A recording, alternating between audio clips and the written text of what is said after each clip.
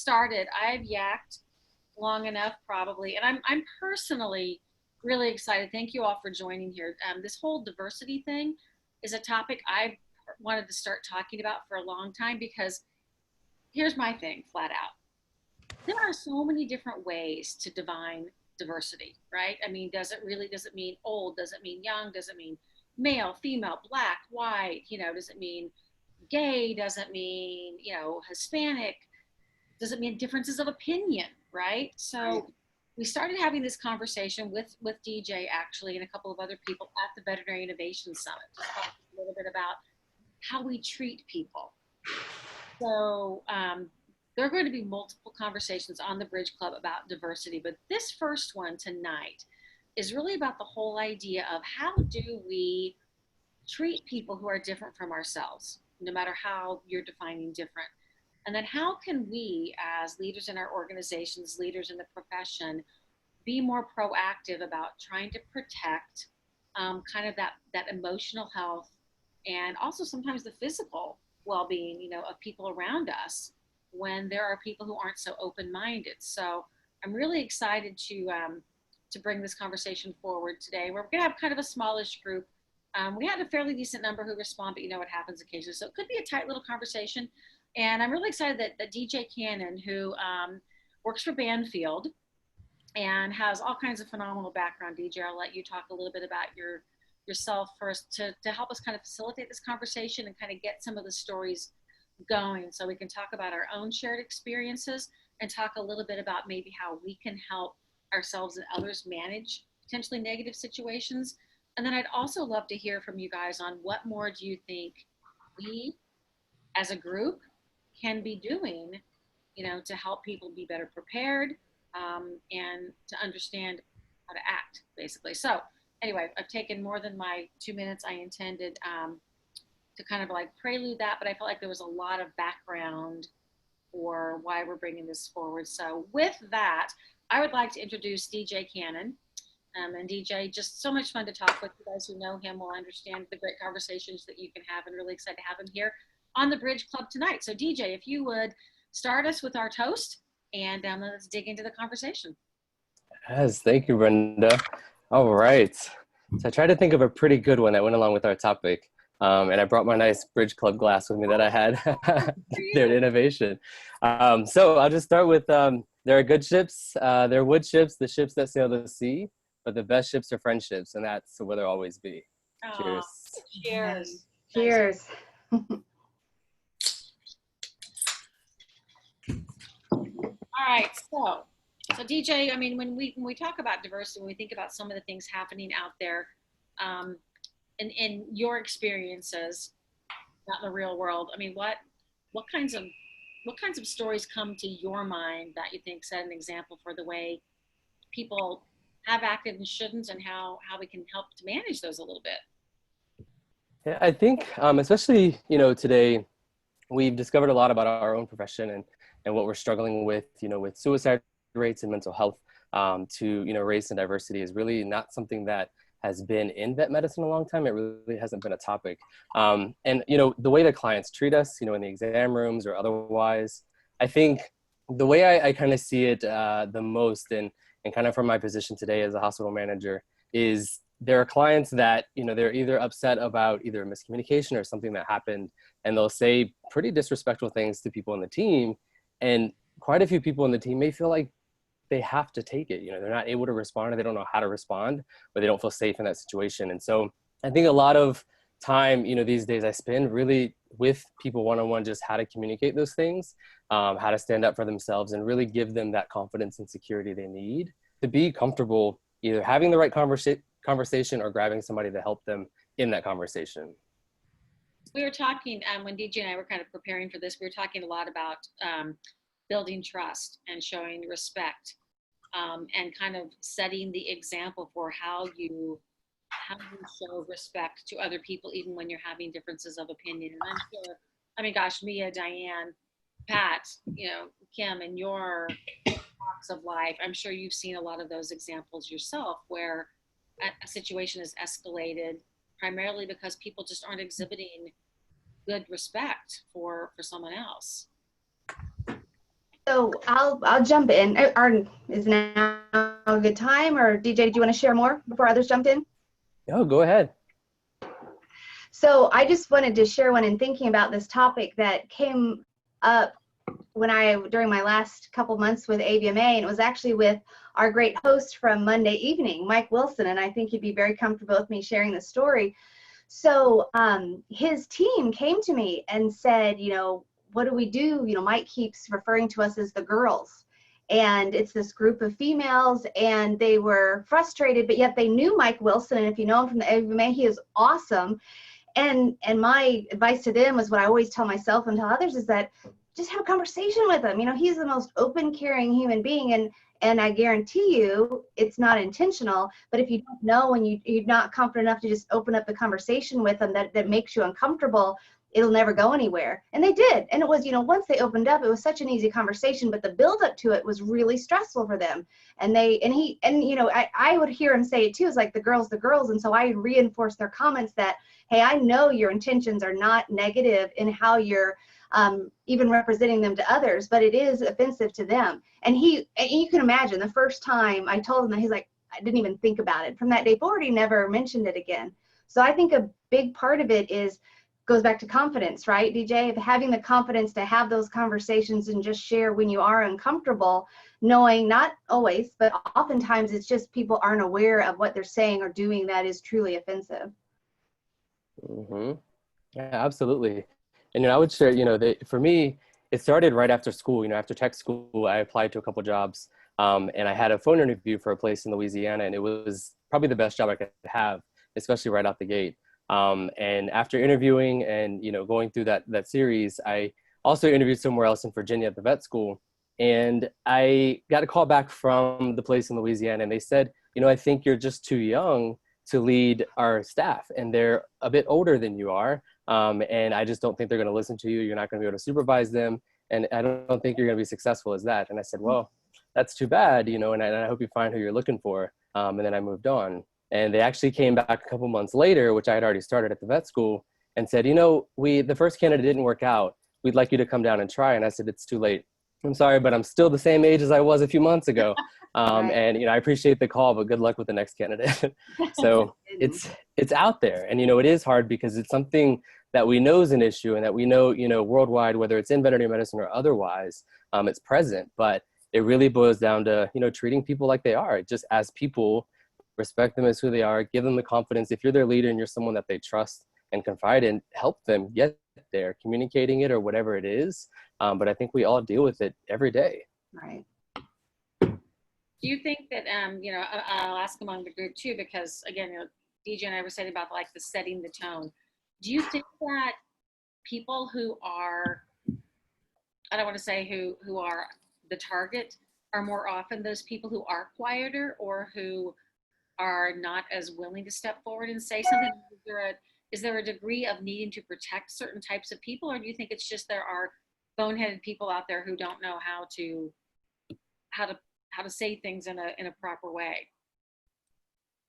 I don't know if I'd call it a bonehead, and I'm not striking down on you in any way by that, but I think a lot of times people they're unaware because they live behind lenses and they live with their own stories, and so they haven't been exposed to certain things, and they're just not aware a lot of times. It's not that they're intentionally trying to degrade or hurt somebody, I really want to put this person below me. And then there are the other group of people who are feeling that they are of more superiority or whatever, and they do that. Well, they're going to do that throughout their lives, no matter where they're at. And it's a self-confidence issue, actually, that's usually stemming that type of response. But what I have found, because I was a medical director for Banfield, actually, DJ, for many years, and I worked with many different people. And then when I went to Zoetis, I worked with many different people. Most of the time when I saw this show up in a small comment or a slight of statement, it's just an unawareness. And as Mia said, just being able to have that conversation to show, most people will be like, oh my God, I didn't even think about it that way. And even I've done it totally unintentionally. And then I'm mortified that I did it, but it didn't come from a place of that I'm just ignorant. It's just I live through a lens that I've seen from my life.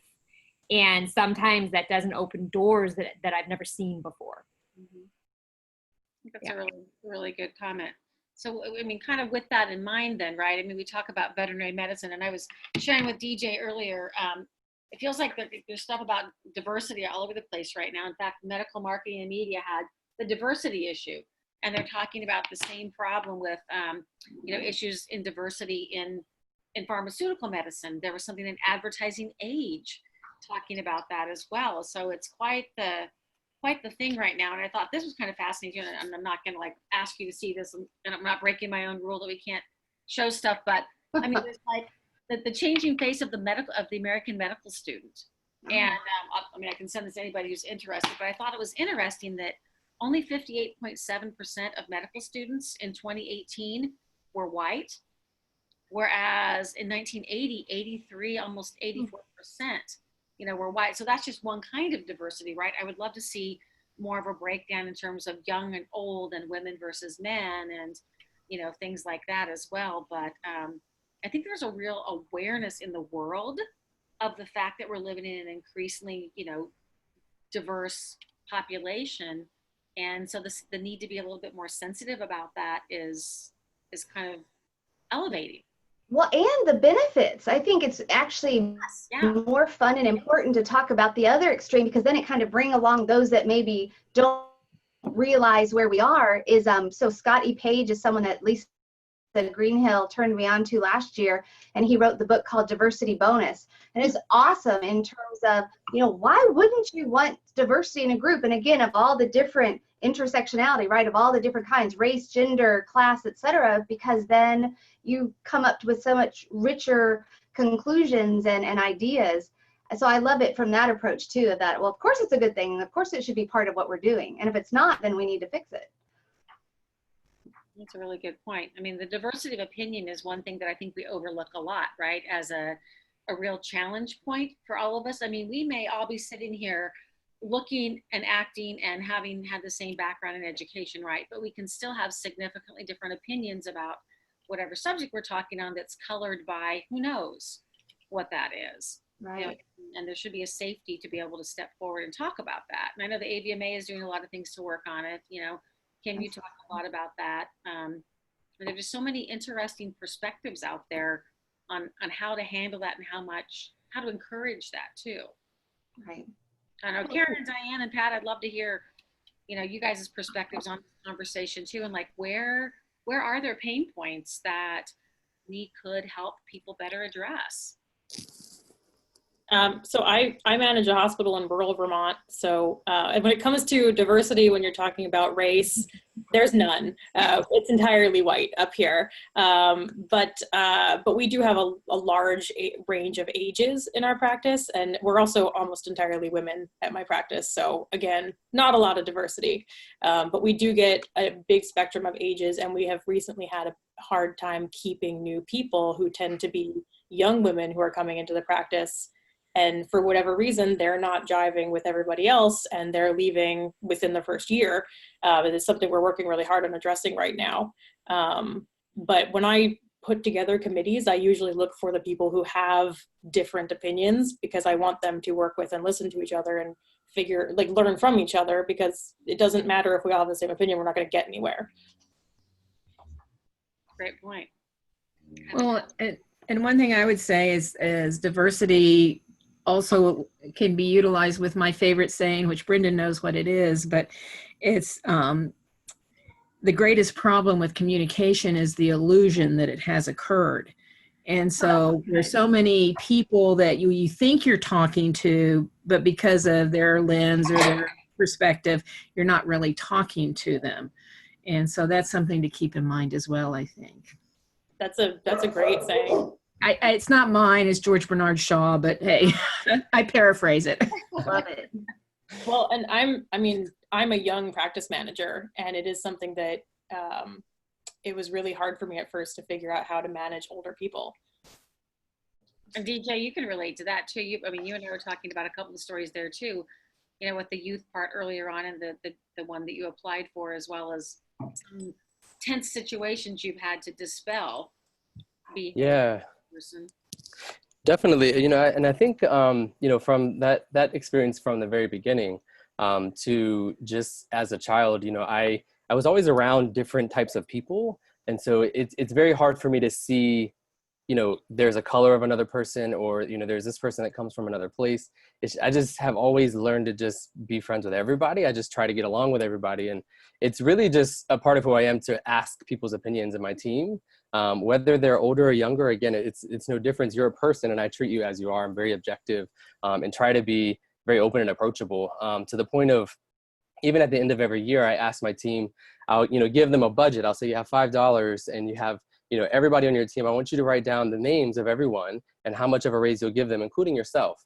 And going through that, you kind of learn a lot about who their value, who their best person is, or their best friend at work, and also some other factors that you really don't think about. And I have them explain it. And it doesn't mean I stick to that. We talk about it as a leadership team, but as a whole team, I think it's a practice just to have that openness and involve them in different aspects, so you can really start to treat people on the very same level as you do everybody else.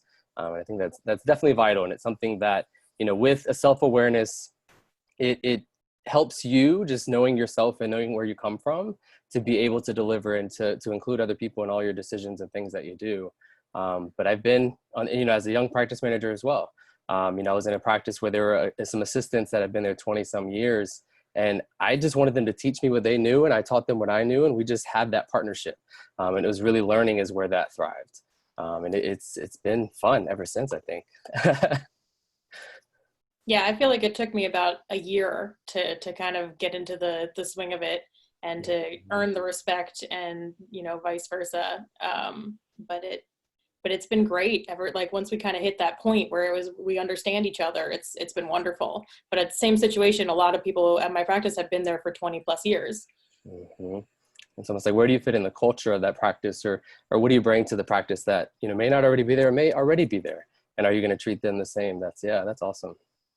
And you bring up kind of an interesting point too there with the culture thing. I mean, to what extent is the ability to welcome diversity just part of the culture of the practice or the business that you're in? And then how do you step forward to be the one to kind of be brave to say, hey, we're going to expand the thinking a little bit here? Because culture is a tough thing too. It's a tough ship to turn sometimes. Well, there's a great TED Talk out there. I forget her name, but she talks about duality. Have any of you guys seen her in that TED Talk?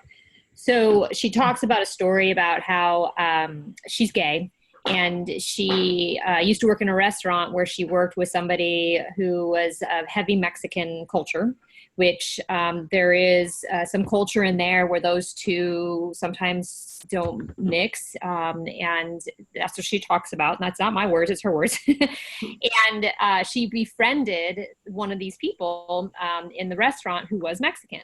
And they were very, very close friends. Well, her nephew came to work at the restaurant.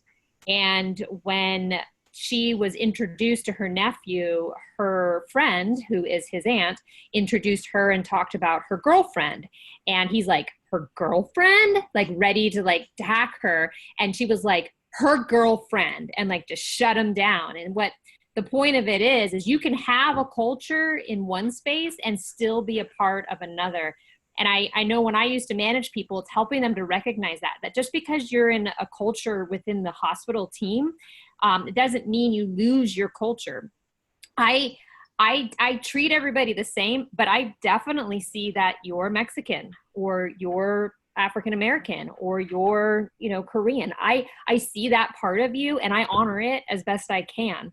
I never want that to be lost. And I think that's a key thing in diversity, is helping people understand that when you're a part of a group that's very mixed, you don't lose your core who you are. And it's important that that still is able to be seen. Does that make sense? I mean, what a fabulous point, right? We can belong to any number of diverse groups, day in and day out. I hadn't really thought about that before that way, Kim. Great TED Talk. Highly recommend. I send it to people all the time. Yeah. Duality. I like that. It sounds good. Yeah, it does. I think that's one we're all going to be finding. So in plugging resources, I have to plug one. So if you guys have not read this book, I would highly encourage you to audio there, it comes however you like to consume information. But I was just exposed to it, and the authors probably can't see it, Robin DiAngelo. Okay. But I was just exposed to it this spring when I attended the National Association of Black Veterinarians first conference. And it is wonderful and it's eye-opening. And I just would highly recommend it with this conversation of diversity. And it's specifically focused on racism, but it applies to everything that we're talking about. So it's a really good eye-opening read. Check it out. What was the title of it? White Fragility. So White Fragility is the title, and the author is Robin DiAngelo. She's a professor out of Washington State in Seattle, but this is her life's work, and it's easy to read, it's fun to read, and it's also in some points painful because you see yourself in it. But it's a wonderful platform for kind of the reality of what we're in, but also how to go about next steps and how to move things forward. So That's really I just smart. put it out there. I'd love to ask you, Mia, if you're not, I don't think this is an offensive question, but I'm really curious to to your degree of interest, because obviously you attended the American Association of Black Veterinarians conference. You're clearly not Black. I mean, I love the fact that you are very interested in this particular topic too. So I hope it's okay with you guys if I just take a moment and ask me, like, what prompted that interest, and tell us. Absolutely. No, thank you for asking. And I just attended World Pride in New York City, and I'm a member of the Pride BMC, and I'm straight. But for me, it's a self-proclaimed equity warrior, is because I know how much inequality that's out there.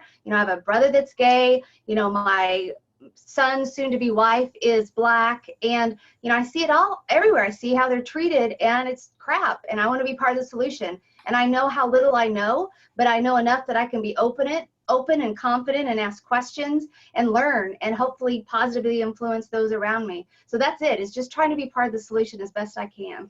I mean, you literally in that one sentence hit upon the 3 key discussion points I think that DJ and I really zeroed in on as we were talking about, what are the things that we can all do. I mean, the whole idea of, as a leader, setting the tone, right? Being willing to step forward and step out. I mean, be willing to be brave, right? And pull others along with you by doing something differently and saying, like, not me, you're not going to do that. And the same thing we all brought up earlier, being willing to have the conversation and giving other people the confidence to have those conversations. I mean, it seems simple, but why is it so hard? Right.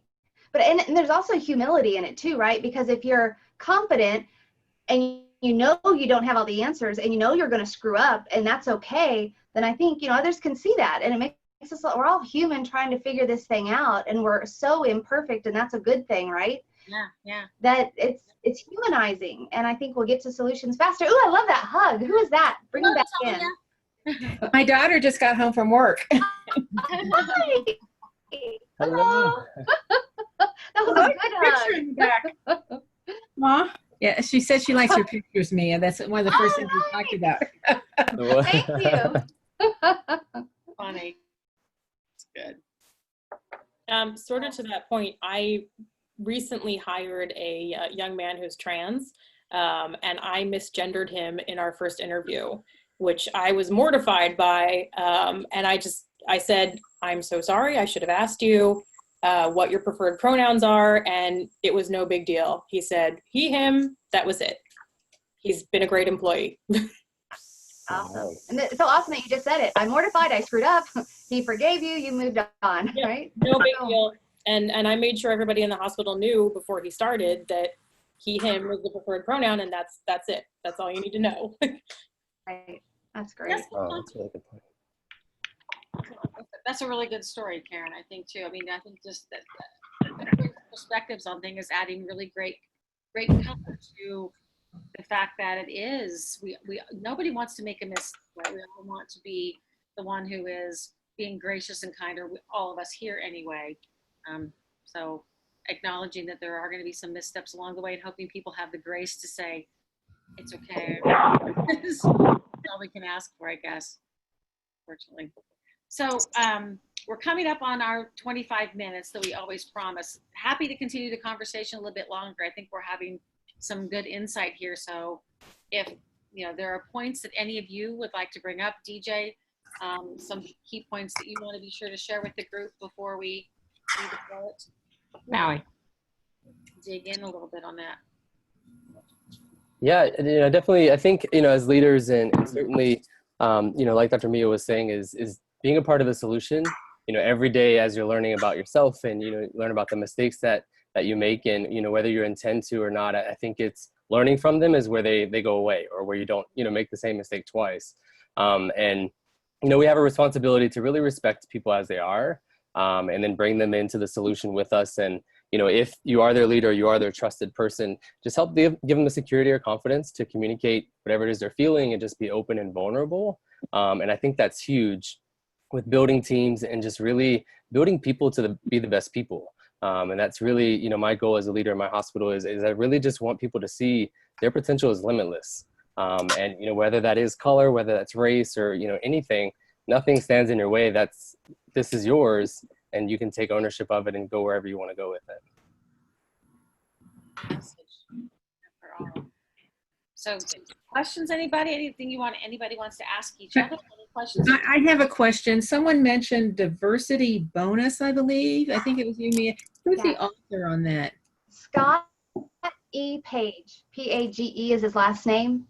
And he's written several books. That's the main one that really goes into the research behind the diversity bonus. And a little bit of it is dry. It's very research based, but if you like facts and figures, you'll love it. But if you push through some of the data, it's wonderful in terms of the story that he tells and what the data really means. So yeah, thanks for asking, Pat. Yeah, you're welcome. And I have in-laws upstairs and dinner is ready. I keep getting a text, so I've got to run. But it was great chatting with all of you, and thank you, Brenda, for hosting us. Oh, you're welcome. Thanks for being here, Mia. We'll see you soon. Thank you. Dr. Mia. Okay, take care, everybody. So I have one more question of the group. I mean, please feel free, people to ask additional questions, but I'm just really curious, as Catherine and I, set forth to kind of continue this conversation about diversity and what it looks like and what it means. I'd really be curious to know from those of you here, what you feel, the top one or two things from a diversity perspective in veterinary medicine that are of concern. I don't want to say that should be addressed, right? Because everything should be addressed, but what are the concerns from your perspectives?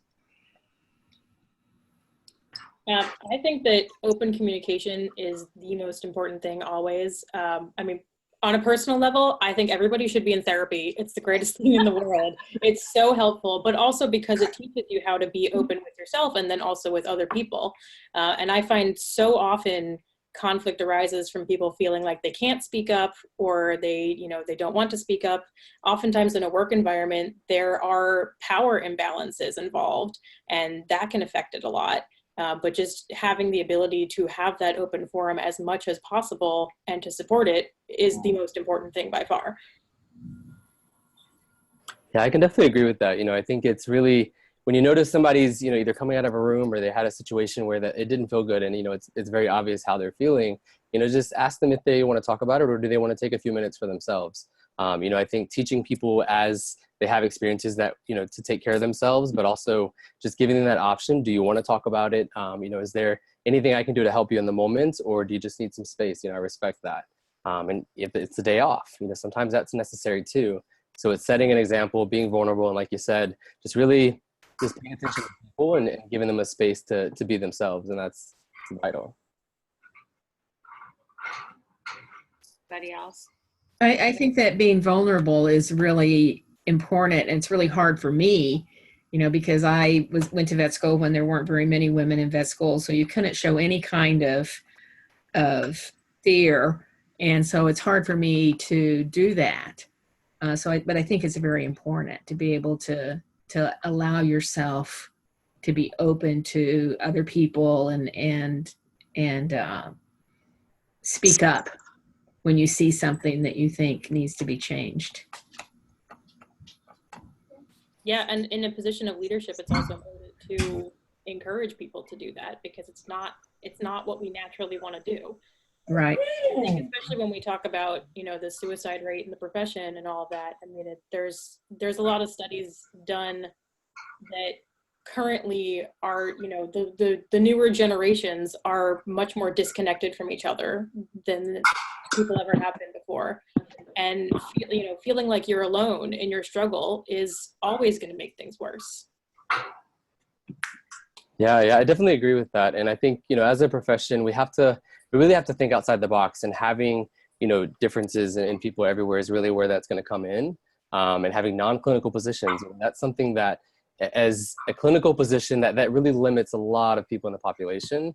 And there was a podcast one time that I had listened to it was a veterinarian that was in the Army, at first she was in practice, and she was unable to do the job very well because of a neurological condition that she, had like a slight shake, and she wasn't able to do surgery.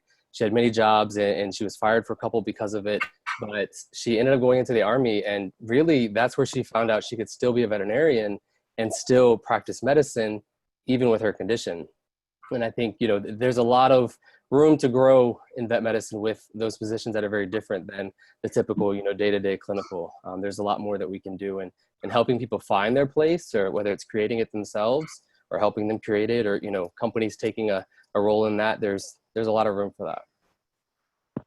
And we were talking about the places to go to not feel alone and everything. Obviously, Kim, you talk a lot about that. One Life Connected is how to find the people like you. And I don't know if you guys know or not, but Kim has done some of these bubble breaks through One Life Connected too, where you can get together at a conference at different appointed times and just blow bubbles together.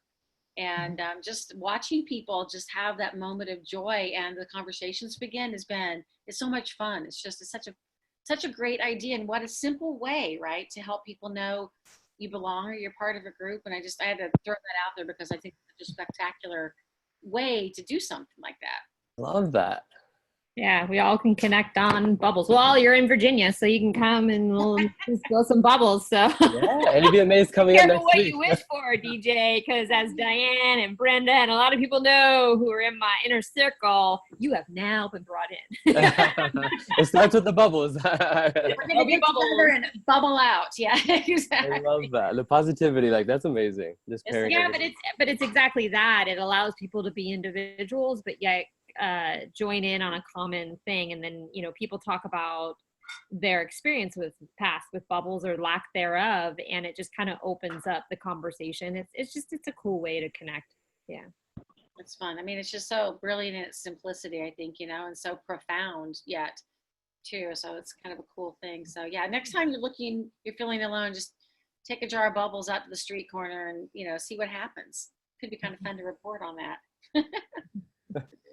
Well, the thing that's fascinated me about this conversation, and I want to thank you all for being here to talk about this too, is that the kinds of conversation we've had around diversity has had nothing to do with, or less to do with the outside of people than the inside of people, and the different perspectives that we seem to hold within ourselves, right? Within here, that come out here. So I just think it's kind of fascinating that seems to be the concern and the issue, and that it's all soft skills related. And I don't know if you guys see that as well, or if I'm jumping off onto a tangent somewhere, but it just kept resonating with me. It's like, wow, we're talking about something far different than I think the way most people would naturally start to define diversity. Well, I think that it's easy. I've had things handed to me pretty well. One thing that I've noticed in moving to Baltimore is I've looked at, you usually generally want to buy where schools get high ratings, right? And so for resale, that's just a common thing. And that's what we did. We looked at the different places, and then I was like, I wonder what's different with the schools that don't get high ratings, because sometimes they're kind of like right next door. And, I started looking, and I got pretty depressed, because what I found is the schools that had super high ratings were almost 80 to 90% white. And when you started to go below 5, they were only like 20 to 30% white. And so then I started thinking to myself, okay, well, and it's based on test scores. It's not just, it's so I'm like, what's going on there? And I watched a video, another TED Talk that someone shared with me. And it's this woman who she was Mexican, and she, or Spanish or something descent. And she was an actress, and she basically had been told all her life how inadequate she was as an actress because they had to cast the white person first, and that they would only cast her as the chulo number 2 or pregnant Mexican, you know what I mean? And so she would try and change herself. So she would straighten her hair, and she'd all these things because in her mind she'd been told she's inadequate because of this space. So then I started thinking after I watched that TED Talk, like how much of these children are influenced just by, you know, what they're told, just going through grammar school. I mean, it was grammar, middle, and high school. It was all 3 of them. And it wasn't just one minority, you know, it would be Black, Mexican, it didn't matter. You know what I mean? And it was eye-opening to me. And I shared my disgust with my husband because I'm like, there's something at play here that's bigger than us, that has influence on how people think about themselves, just even how they look. Really interesting. That ties into Mia's comment too, right? I mean, you know, about wanting to help be the, you know, part of the an equity warrior, basically, right? To try to help some of those things from happening to future generations. Interesting. It was interesting. Yeah, it was just, and then that TED Talk just happened to show up in my feed about the same time. I'm like, I kind of needed to see that because it helped me deal with the feelings that I was feeling from that awareness that I became. Mm-hmm. Sometimes blessings come out of the most bizarre places, right? Right, I know. And her moral was basically be yourself. And, you know, she's now, I forget her name. I wasn't familiar with who she was, but she's doing really well being herself and not being casted into the space. It's that, you know, boy, and again, going back to you know, Pat stealing her little favorite little line, one of mine is, be yourself, everybody else is taken, right? So if only we could remember that sometime. I can't remember who some comedian said that somewhere, and I read it, and I'm like, oh, I like that, you know, be yourself, everybody else is taken. So I don't know, we can try to be whatever we want, but at the end of the day, we still look at ourselves in the mirror, and that usually doesn't change too terribly much. So I want to thank you guys again for taking the time to be here. I hope you found this to be an interesting conversation. It's funny because Catherine couldn't be here. She's starting a vacation, a much deserved vacation. So she's going to try to dial in. But we're like, go be on vacation, for crying out loud, right? But she always says, I like to get the heart, you know, the hearty topics, the ones that make people get tears in their eyes and everything. And like, she wants the facts and the data. So she won't, when she sees this one and gets ready to put the video together, she will not be surprised at all about the conversation we've had here. That's what makes a good balance, I guess. Good seeing you all. Take care. Yeah. So DJ, any parting thoughts? And before we all hang up? No, I just appreciate everybody, you know, your stories and sharing that. And I think we all have that responsibility to take things forward and be a part of that solution. So I appreciate everything. Thank you. Cheers, y'all. Thank you very much for being here. Cheers. Bye-bye. Bye. Have a great evening.